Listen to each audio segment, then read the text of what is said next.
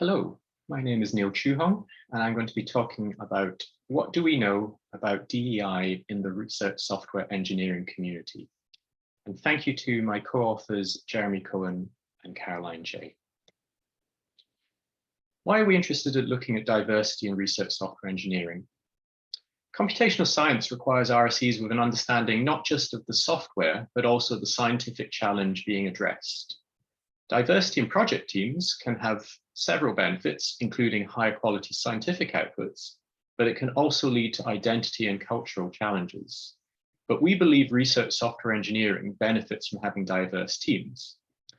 So in our paper, Understanding Equity, Diversity and Inclusion Challenges Within the Research Software Community, we seek to understand what roles the community has as a whole in terms of diversity, equity and inclusion, and whether we can measure the diversity of the research software engineering community and hypothesize about where there may be challenges to inclusion and equity. So what aspects of diversity are we talking about? There are many aspects, from the skills that a person has to their knowledge, culture, personality, and other characteristics.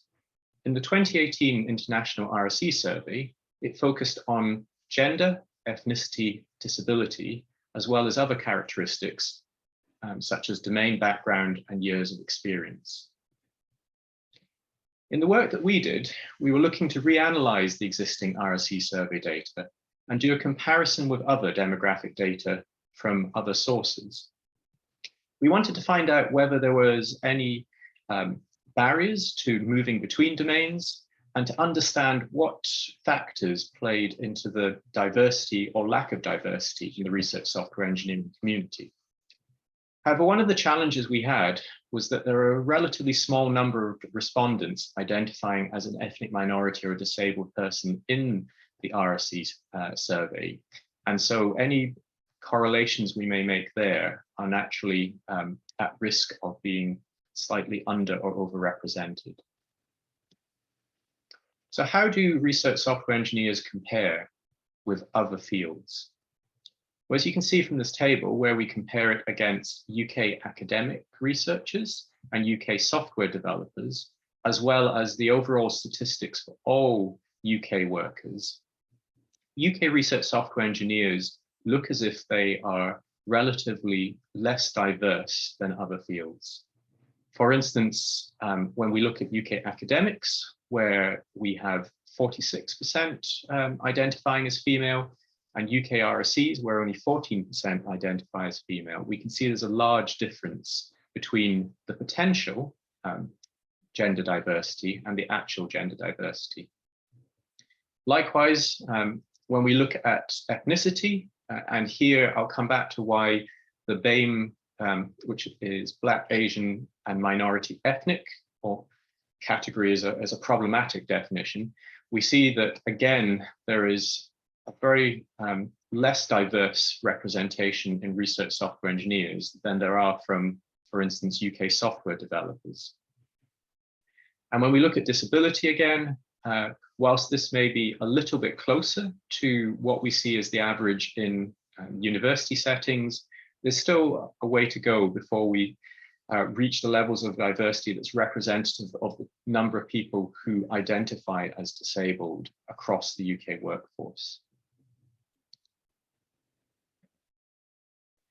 So what's causing all of this? In many cases, people will say, isn't this just a pipeline problem? So is the challenge that we don't have a very diverse RSE community because most UK RSEs come from physical sciences and computer science backgrounds, and those aren't very diverse themselves? Well, when we look at the statistics, we see that that's not necessarily the case.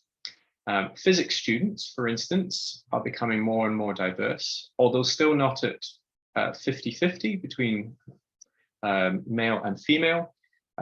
We see that in physics undergraduates, 24% of them are female, whereas only 14% of UK RSEs are.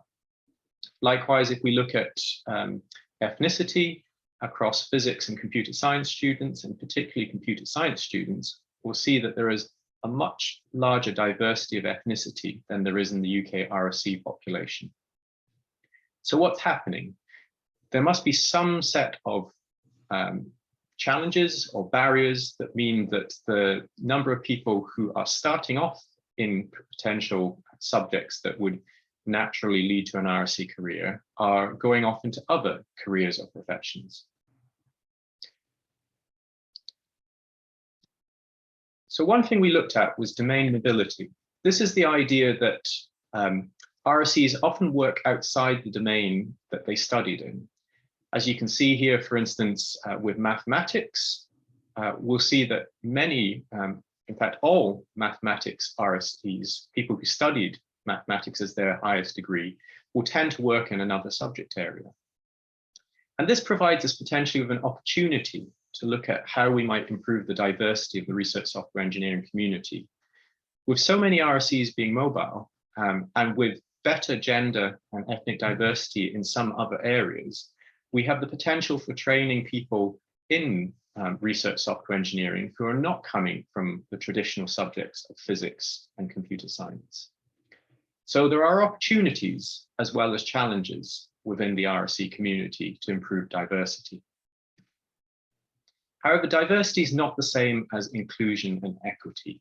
And one of the things we wanted to look into was how the lack of diversity might challenge the inclusion and equity within the RSC community. So some things might be happening that are barriers to inclusion of new RSCs joining the community.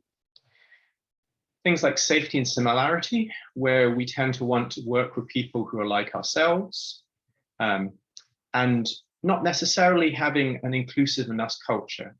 Certainly we see that there are a lot more uses of things like codes of conduct that help, but we need to go further than this to build a truly inclusive RSC community. And here's one of the issues when we talk about the problem with other characteristics.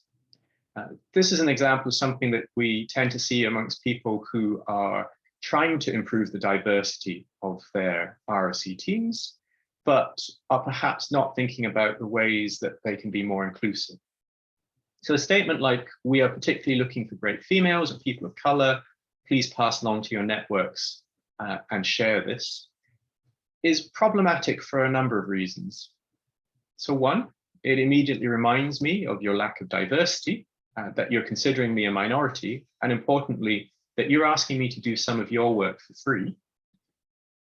And it demonstrates that you are considering me to be just one of a set of people. You're lumping me in with a lot of different other people whom I may not consider to share many characteristics. And this is the problem with blanket terms like BAME, BIPOC, WISE. Everyone's lived experience is different, and we need to consider this. So what can we do? One thing is to understand the importance of the working environment.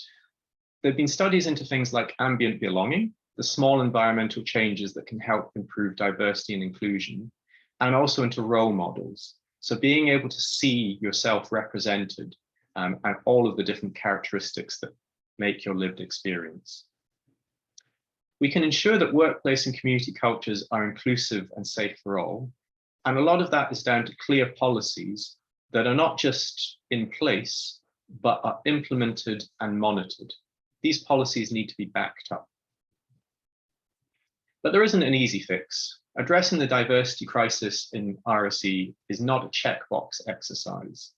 We've been surveying the community to see that we're heading in the right direction, not to identify areas of concern. And I think one of the things we need to be aware of is that we should continue to champion exceptional people from all walks of life, rather than just relying on proxies, such as the categorizations that are often used in the different surveys. So things you can do, think about your team and event culture. Don't try to be all things to all people. Think about the roles you're trying to fill, what you need done, not who you're looking for, and test for skills rather than relying on CVs. Things like internships and opportunities to meet potential recruiters are much better than just looking at a person's CV and covering letter. And finally, make sure that you're learning from those others who got great experience. And a lot of these people are at this workshop this week. So in conclusion, poor diversity is likely a result of low diversity in the feeder disciplines to the research software engineering community and systematic issues in research. We need to understand why RSE diversity is worse than similar professions. But as well as this, we need to put in place things that will help us improve the practice, such as educating community leads to be aware of lack of diversity and the benefits in addressing this, and increasing diversity, equity, and inclusion at events through clear policies. Finally, make sure that your own research software engineering teams are made aware of the importance of their working environment and to make this inclusive and welcoming.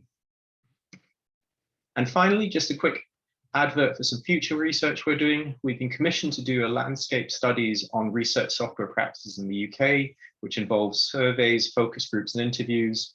And one of the things we're looking at here is diversity and the way that practices may change amongst different groups. The anonymized summary data will be published with an open license to allow future research in this area, and we expect the initial results to be published in summer 2022. We're also intending to rerun an analysis on the 2022 RSE International Survey data.